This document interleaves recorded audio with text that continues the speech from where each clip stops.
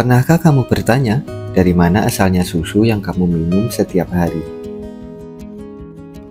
Nah, hari ini kita akan membahas semua hal tentang hewan yang sangat berjasa ini, yakni sapi perah.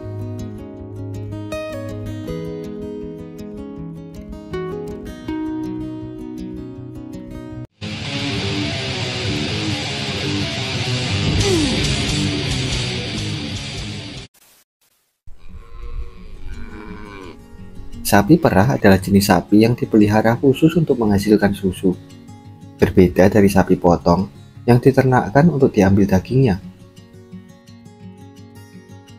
Sapi perah memiliki kemampuan menghasilkan susu dalam jumlah besar setelah melahirkan. Jenis sapi perah yang paling umum di dunia adalah Friesian Holstein atau sering disebut FH. Sapi jenis ini memiliki warna yang khas dengan belang hitam putih di bagian tubuhnya. Dan tahukah kamu, seekor sapi FH bisa menghasilkan hingga 25-30 liter susu per harinya.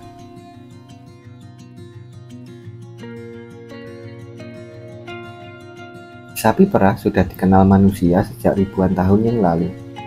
Diperkirakan berasal dari kawasan Asia dan Timur Tengah, lalu berkembang di Eropa dan Amerika. Di Indonesia sendiri, sapi perah pertama kali dikenalkan pada zaman penjajahan Belanda di daerah pegunungan seperti Lembang, Panggalelang, Malang, dan Boyolali karena iklimnya sejuk, mirip seperti tempat asal sapi FH di Belanda.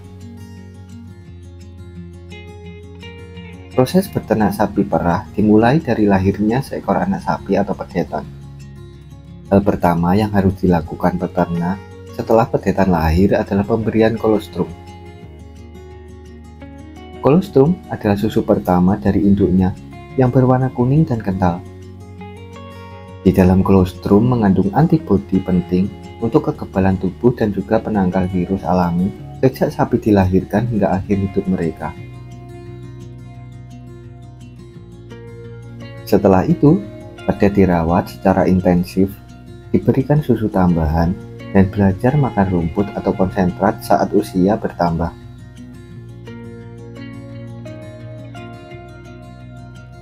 Pada usia 15-18 bulan, sapi betina mulai dikawinkan. Proses ini dapat dilakukan dengan alami atau menggunakan inseminasi buatan. Setelah proses ini berhasil, sapi betina akan mengandung selama 9 bulan dan melahirkan pedetan. Disinilah siklus susu baru dimulai.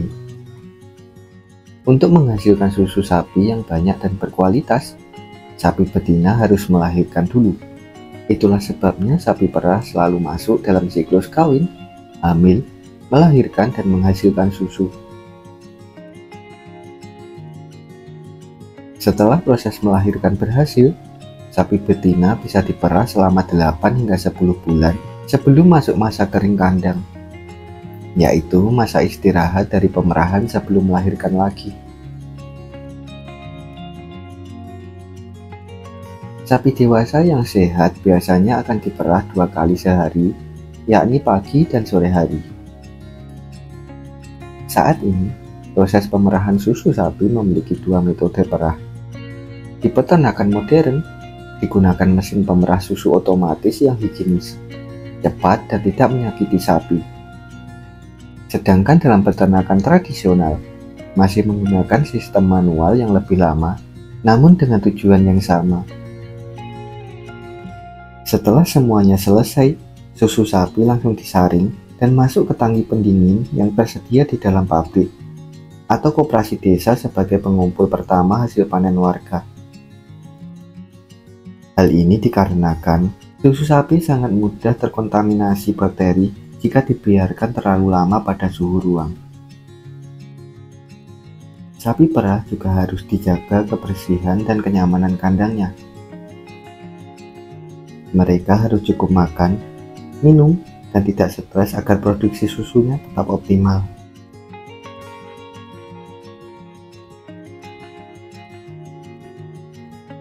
Susu dari peternakan disebut susu mentah dan belum boleh langsung diminum karena harus melewati proses pengolahan atau pasteurisasi, yakni pemanasan singkat untuk membunuh bakteri jahat tapi tetap menjaga nutrisi.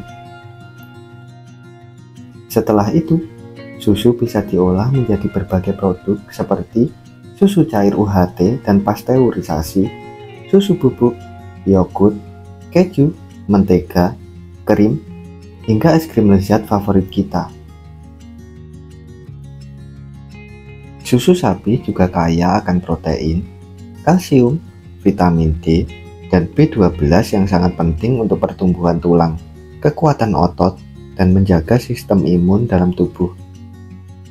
Tidak heran susu menjadi bagian penting dalam makanan sehari-hari, terutama untuk anak-anak, ibu hamil, hingga lansia.